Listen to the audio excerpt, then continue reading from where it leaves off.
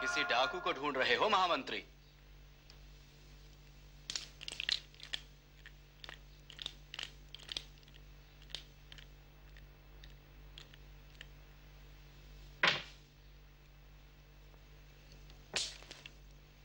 तुम्हें संदेह होने लगा था ना कि मगध की सत्ता कहीं डाकुओं के हाथों में तो नहीं? महाराज। महामंत्री,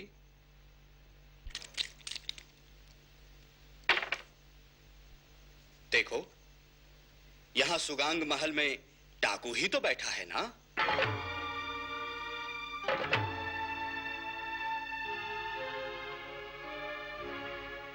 तुम हां क्यों नहीं कहते? मुझे क्षमा करें देव, मैं अपनी मर्यादा भूल बैठा था। नहीं नहीं शकता, तुम ठीक कहते थे। डाकुओं में दया नहीं होती। चिता में जलने वाली लकड़ियों पे कर मांगने का साहस एक डाकू ही कर सकता है ना? मगध के गांव की निर्धन माताओं से कर न मिलने की अवस्था में लकड़ियां छीन लेने का साहस एक डाकू ही कर सकता है ना? मगध साम्राज्य में नींव के पत्थर पर कर न मिल सकने की अवस्था में किसी का घर उजाड़ देने का साहस एक डाकू ही कर सकता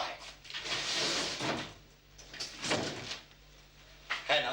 मैं आपका अपराधी हूं देव। तुम झूठ बोल रहे हो शक्तार। सारे मगध का अपराधी तो मैं हूं। मैं महापद्मानंद का पुत्र धनानंद ही तो सारे मगध को लूट रहा हूं, है ना? लो, मैंने सारे वातायन खोल दिए। अब तुम चीखते क्यों नहीं? तुम ही तो चीख चीख कर कहना चाहते थे ना कि मगध को भय अग्नि अथवा जल प्रलय से नहीं, धनानंद से है। मगध का शत्रु धनानंद है। चीखो अब। देव, जो भरी दोपहरी में आंखों को बंद कर कहे कि सूरज तो उगा ही नहीं है, उन्हें रोशनी कौन दिखा सकता है? इस तरह आप सच्चाई नहीं छुपा सकते। क्या है सच? दुर्बलों का विरोध? सच्चाई तो यह है महामंत्री कि मगध मेरी मुट्ठी में है। इसे छीन सकते हो तो छीन लो, छुड़ा सकते हो तो छुड़ा लो। मगध मेरी मां है देव, इसलिए आपसे प्रार्थना करता हूं कि आप उसे नए करों के बोझ से मुक्त कराएं। वरना उसका बौराया बेटा अपने स्वामी का भी मान न रखेगा। शक्तार, लगता है मेरे राज्य में अब कुकुरों के भी मुंह बंद करने की व्यवस्था करनी पड़ेगी। आनंद, जाओ और रास्ते में कहीं भटक न जाओ, इसलिए मेरा सेवक साथ ले जाओ।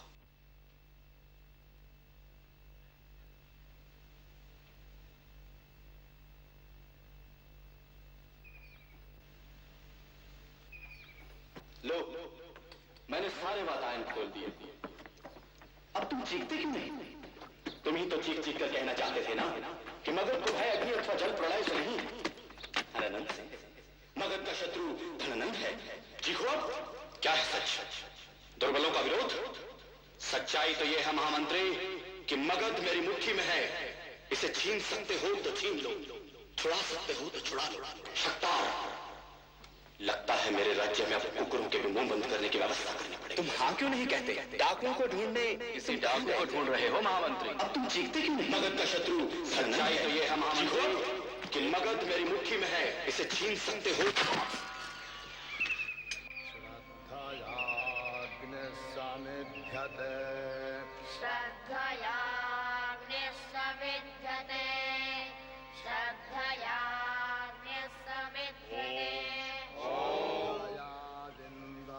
सभाषमास्मृतिश्चावताम् प्रजापते द्रुहितरो संविधाने येन संगक्षा उपमास शिक्षात् चारुवदानि पितरः संगतेषु। अर्थात सभा और समिति ये दोनों प्रजापति की पुत्रियां हैं। ये दोनों सत्य ज्ञान राष्ट्र के अध्यक्ष को देती हैं। सत्य ज्ञान का अर्थ है कि देश की वास्तविक स्थिति व जनता की इच्छा का ज्ञान।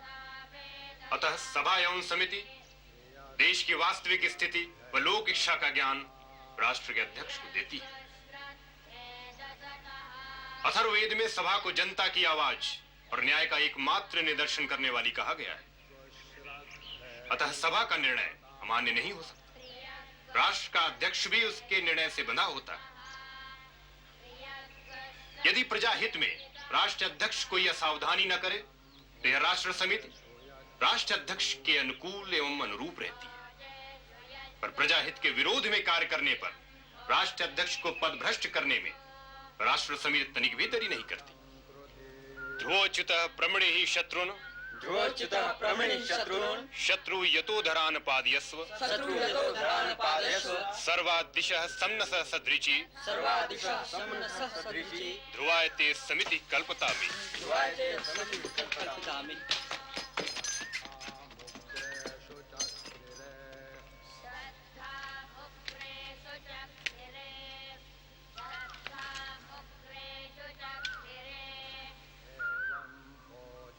शेष पाठ कल दोपहर को पूरा करेंगे।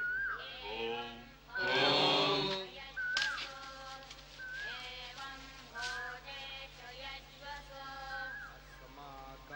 सब ठीक तो है? अब तक तो जीवित हूं। और मरने की बारी आई तो पीछे नहीं हटूंगा। तू नहीं बदलेगा शक्टार।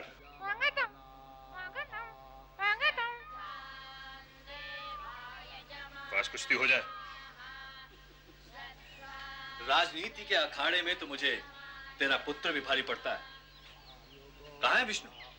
आचार्य विनोगुप्त के यहाँ दंड नीति का अभ्यास करता है। राजनीति पढ़ता है या पढ़ाता है विष्णु?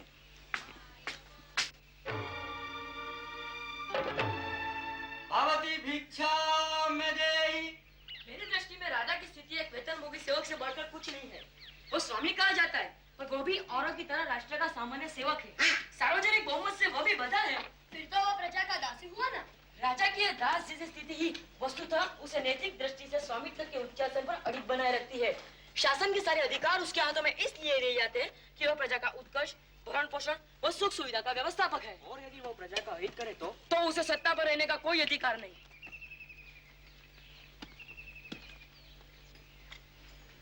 अरे अरे ब्राह्मण, अपना दान तो लेते जाओ।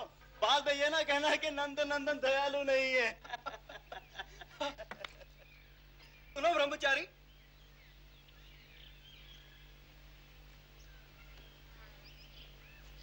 तुम्हारे दंड की ऊंचाई तुम्हारे साथी के दंड से ज्यादा क्यों? ब्राह्मण का दंड माथे से ऊपर, क्षत्रिय का दंड मस्तक तक होता है। और वैश्य का नाक तक। अच्छा, अब ये किसका कहा जाएगा? हाँ?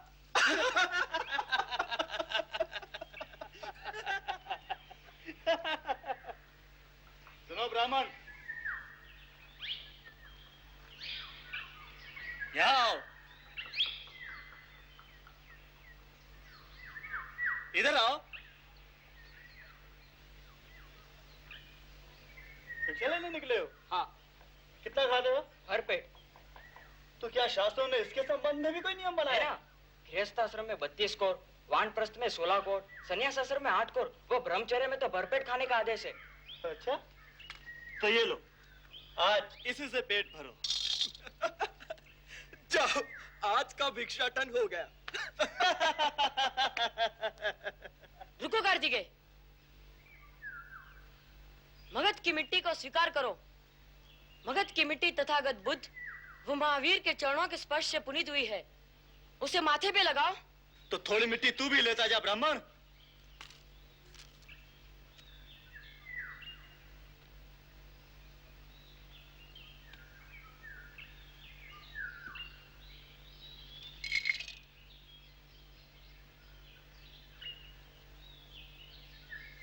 दान दिया है तो आशीर्वाद पाओगे ही।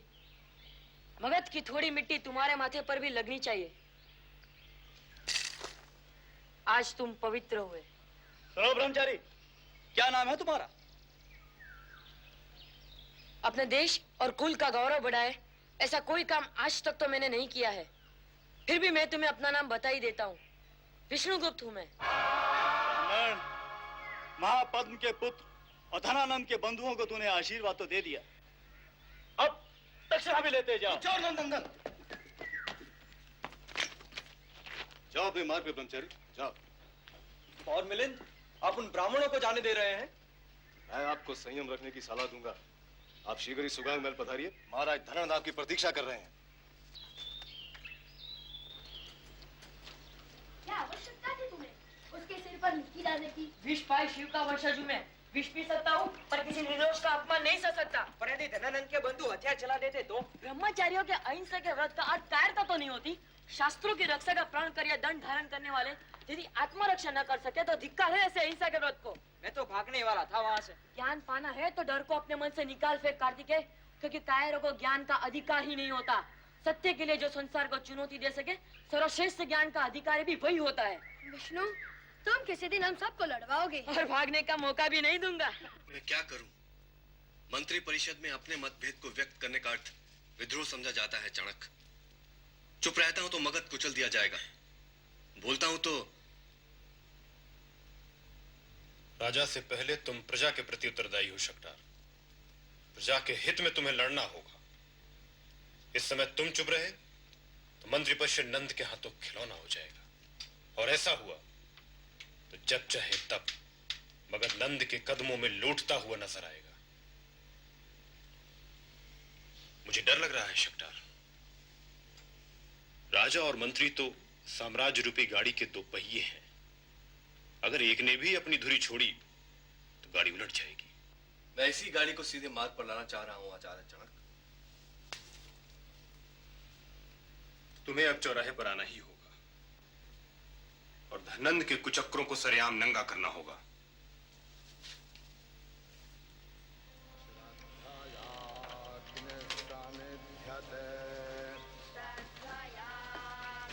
तुम्हें चलता हूं।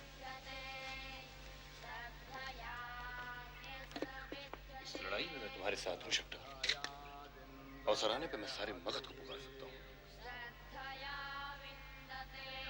लो विष्णु भी आ गया।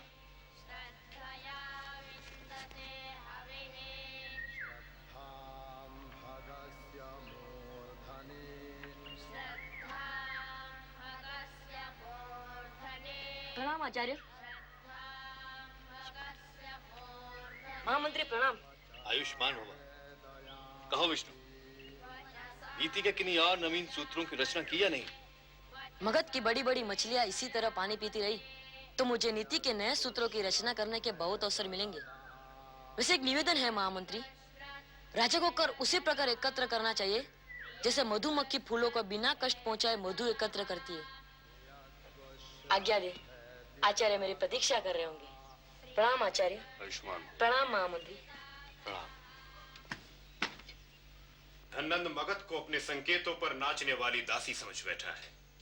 वह आदेश देता है और सारी व्यवस्था उसके सामने कठपुतलियों की तरह नाचने लगती है। क्यों? क्यों मगध आज इतना असहाय है कि चिता में जलने से पहले भी वह लकड़ी पर कर देने को विवश है? पर इसमें हम पाटलिपुत्र के गुरुकुलों के आचार्य क्या कर सकते हैं? वेदों को हाथों में रख हम कहते हैं कि जिनके हाथ में ज्ञान का शस्त्र है उन्हें किसी से भय नहीं लगता। जब मगध का एक शकटार सच के लिए अपना स्वर ऊंचा करता है तो उसके स्वर से स्वर मिलाने वाला दूसरा मागध इस मगध में नहीं। इसलिए मैं आपसे पूछता हूं कि गुरुकुल के गर्भ से सिर्फ कापुरुष व पाखंडी ही पैदा हुए हैं जो सच की बातें तो करते हैं लेकिन सच का निर्वाह करने से कतराते हैं। आचार्य चणक, गुरुकुलों को राजनैतिक विवादों में घसीटा न जाए तो ही ठीक है। गुरुकुल राजनैतिक संघर्ष का हथियार नहीं बन सकते। जो लड़ाई मेरे और आपके लिए हो रही हो उससे आप अलग कैसे रह सकते हैं आचार्य जीवक? शकटार हम सबके लिए लड़ रहा है। शकटार विद्रोह की भूमिका बांध रहे हैं आचार्य चणक। सच की मांग को विद्रोह नहीं कहा जा सकता आचार्य जीवक। यदि कल कोई मागध चौराहे पर खड़ा हो चीख चीख कर धनंद से सच जानने का आग्रह रखे तो क्या उसे विद्रोह की संज्ञा दी जा सकेगी? इसके लिए अच्छा होता कि आप पाटलिपुत्र के राजपुरुषों को बुला दें। जीवक, जो भविष्य के निर्माता होने का दावा करते हैं वर्तमान की जिम्मेदारी भी उन्हीं के कंधों पर होती है।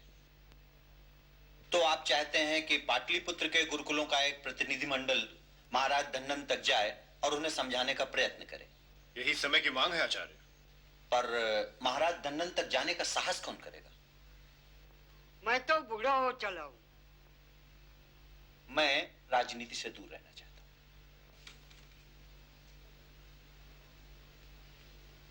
धनंद तक पहुंचने का साहस मैं करूंगा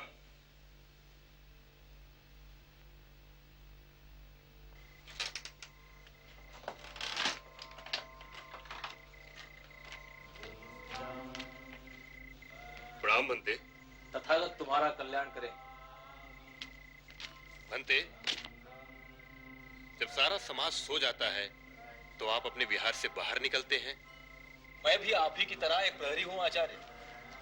आप मगध के भविष्य की रक्षा करते हैं। मगध के राजकीय प्रहरी लोगों के धन व जीवन की रक्षा करते हैं, और मैं नगरवासियों के चरित्र की रक्षा करने का प्रयास करता हूं, उन्हें सद्मार्ग पर लाने का प्रयास करता हूं। भटकता रहता हूं इस अंधेरे में, पता नहीं कब किसे कहां मेरी सहायता की आवश्यकता पड़ जाए।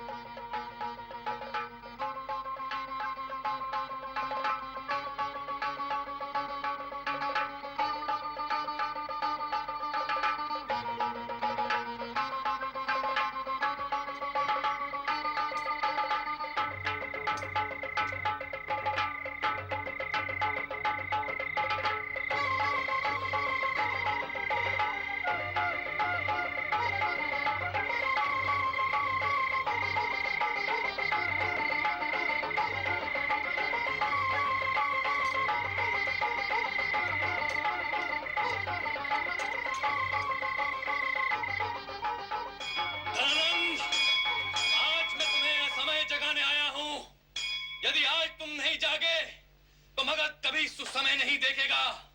मगध का महामंत्री तुम्हें याद दिलाने आया है कि तुम्हारे राज्याभिषेक के दिन क्या कहकर मगध की पुनीत धाती तुम्हारे हाथ सौंपी थी कि तुम उसके संचालक, नियामक और उत्तरदायित्व के दृढ़ वहन करता हो।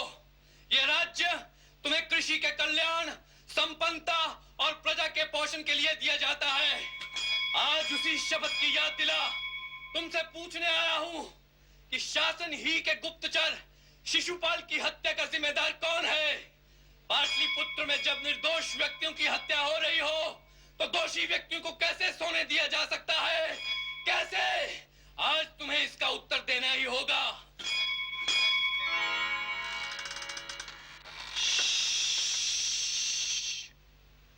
पाटलिपुत्र सो रहा है। असतो मा सद्गम।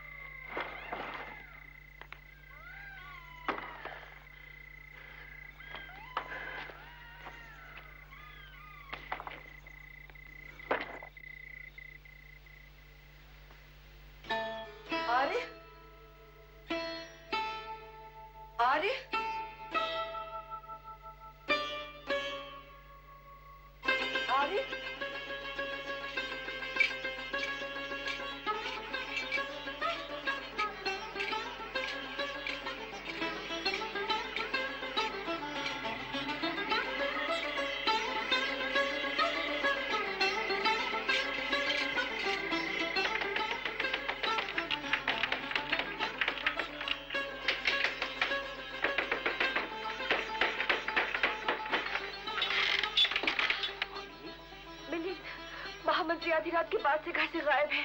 तुमने महामंत्री को जाते देखा था? महामंत्री को सभी जानते हैं, उन्हें कुछ नहीं होगा। तुम अभी घर जाओ, मैं कल सुबह। नहीं मिलन, तब तक बहुत देर हो जाएगी। मैं चढ़क यहाँ जा रही थी, किंतु मार्ग में प्रहरियों को देखकर डरकर लौट आई हूँ।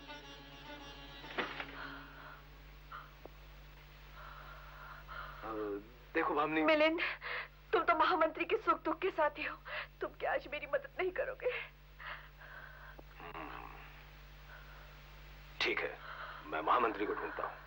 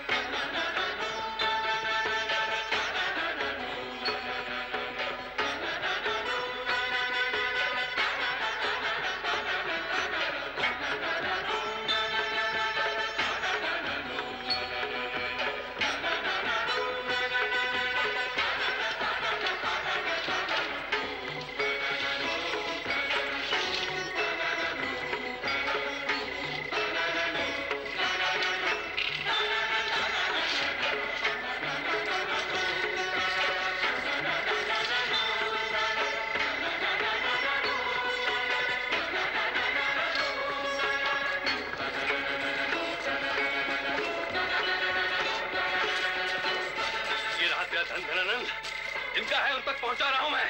ये क्या कर रहे हो शक्तार? जिन लोगों ने मेरे शिशुपाल मेरे अंगद की हत्या की है उनकी चिता बुझा रहा हूं मैं। पागल मत बनो। छोड़ो मुझे, मैं कहता हूं छोड़ो मुझे। वे सब लोग मिलकर मेरे घर मेरे मगध को उजाड़ना चाहते हैं। इससे पहले मैं उन्हें उजाड़ दूंगा।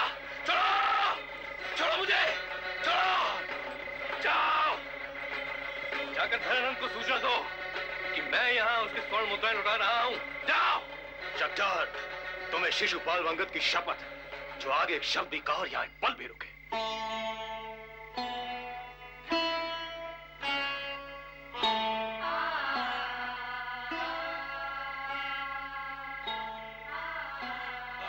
जाओ घर जाओ, भामिनी तुम्हारी प्रतीक्षा कर रही है।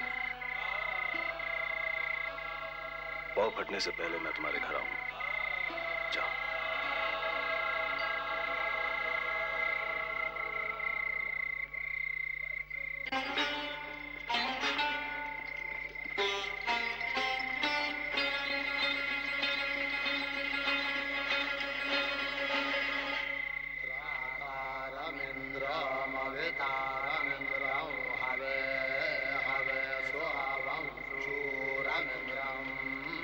मगध के महामंत्री से मुझे लेश मात्र भी अपेक्षा नहीं थी कि वह विक्षिप्तों की भांति पाटलिपुत्र की वीथियों में स्वर्ण मुद्राएं बिखेरता दृष्टिगोचर होगा। क्या आवश्यकता थी इस दुस्साहस की? कल पाटलिपुत्र में कोई भी दुर्घटना हुई तो उसका उत्तरदायित्व कौन वहन करेगा महामंत्री? उसके लिए मैं उत्तरदायी नहीं हूं मिलिंद। शक्तार, तुम मगध के महामंत्री हो, इसलिए धनन से लड़ने का साहस कर रहे हो, पर एक साधारण आदमी सत्ता से नहीं लड़ सकता। और कल जब तुम महामंत्री के पद से फेंक दिए जाओगे तो तुम भी एक साधारण आदमी ही होगे। तो क्या मैं अपनी आंखों से भ्रष्टाचार होते देखता रहूं? शक्तार, तुम भ्रष्टाचार से कम धनन से ज्यादा लड़ रहे हो। तुम्हारी लड़ाई व्यक्तिगत होती जा रही है। तुम धनन को चुनौती देने जा रहे हो, पर सारे मागत तो घरों में चुप बैठे हैं।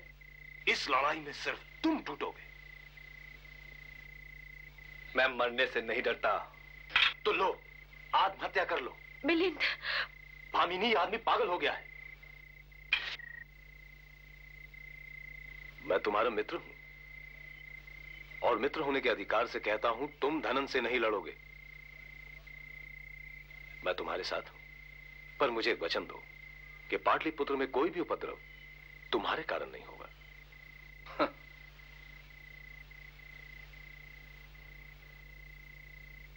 तो मैं जाऊं?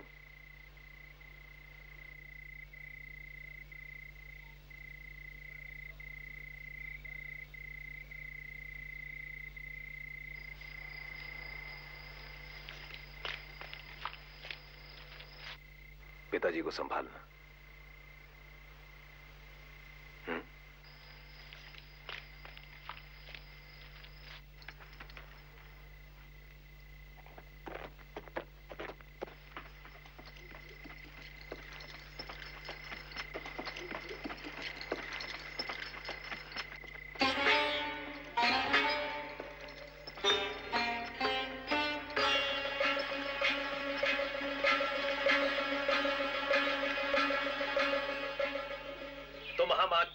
महाराज धनानंद महामंत्री शक्तार के संबंध में क्या विचार कर रहे हैं?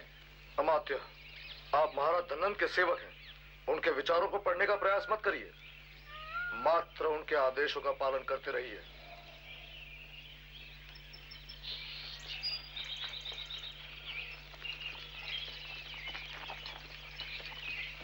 प्रणाम महामात्य।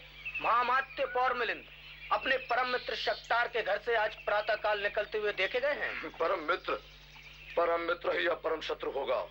लोकालजयी पौर मिलिंद को अपनी मित्रता का निर्वाह करने का आदेश दे दो।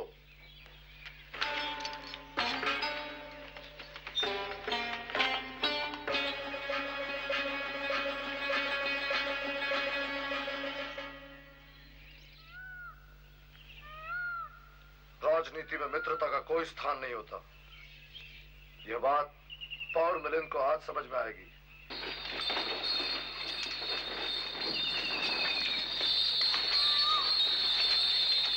पौर मिलिंद,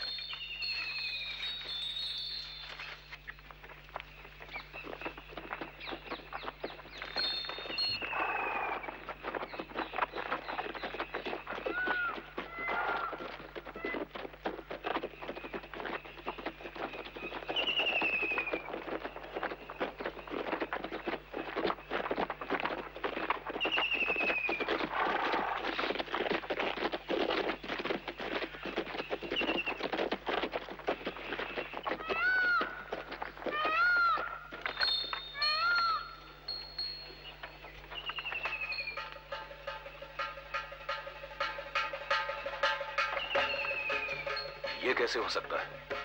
शक्तार मेरा मित्र है। पौर मिलिंद, ये आदेश तुम तक पहुंचाना मेरा काम था। इसका पालन करना ना करना तुम्हारी इच्छा पर निर्भर करता है।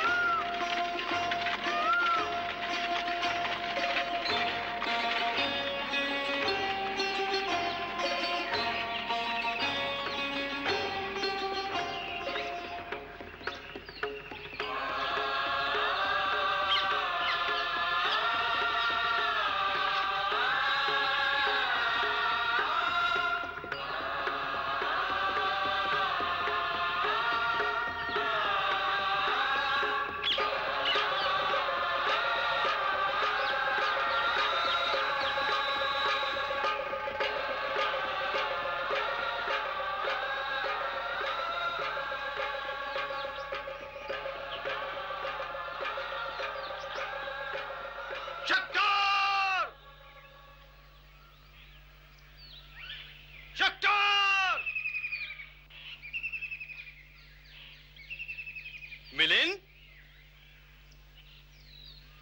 तू भीतर क्यों नहीं आ रहा?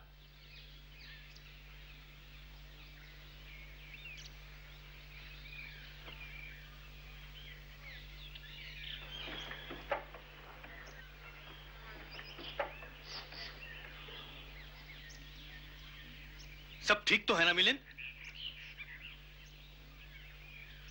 तुम बोलते क्यों नहीं मिलिंद? तुम्हें और तुम्हारे पुत्रों को महाराज धनन ने बुलाया है शक्तार। तुम सत्य छिपा रहे हो मिलिंद? सत्य सुनने का साहस है तो सुनो। मैं तुम्हें और तुम्हारे पुत्रों को बंदी बनाने आया हूं। मिलिंद? पौर कहो। तुम्हारे घर महाराज धनन का सेवक पौर मिलिंद आया है। तो सुनो पौर मिलिंद, क्या मैं अपना अपराध जान सकता हूं? कल रात राजकोष से लाखों स्वर्ण मुद्राएं चुराकर पाटलिपुत्र की वीथियों में बिखेरने का तुम पर आरोप। ठीक है पौर मिलिंद, तुम अपने कर्तव्य का निर्वाह करो। मैं मिलिंद के मित्र के अधिकार से कह रहा हूं, कोई उपद्रव नहीं करूंगा। और एक पल ठहरो, मैं अपने पुत्रों को बुला लूं।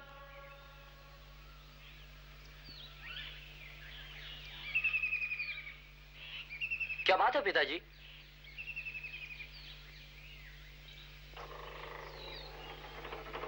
मेरे दोनों पुत्रों को आज महाराज धनानंद ने मिलने के लिए बुलाया है।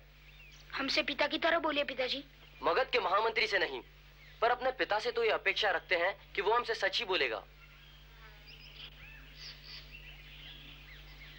महाराज धनानंद को मेरे पुत्रों से क्या काम हो सकता है महामंत्री? बोलिए पिताजी। इसका उत्तर तुम्हें तुम्हारा पिता भी नहीं दे सकता। चलो मेरे साथ। नहीं, मैं नहीं जाऊंगा। और ना मैं किसी को जाने दूंगा। जाना तो होगा बेटे। तुम्हारी अर्थों को कंधा दे सकूं इतना कठोर नहीं हुआ हूं मैं। और मैं तुम्हारे कंधों पर मरघट तक जाना चाहूंगा। धनानंद 3 चिताओं की लकड़ियों पर घर आसानी से दे देगा। इसलिए कहता हूं बेटे, जीवित रहो। दुष्टों की अर्थी उठाने के लिए मुझे तुम्हारे कंधों की भी जरूरत पड़ेगी। तो चलिए पिताजी, आज महाराज धनानंद को शट्टार के पुत्रों का परिचय जरूर मिलेगा।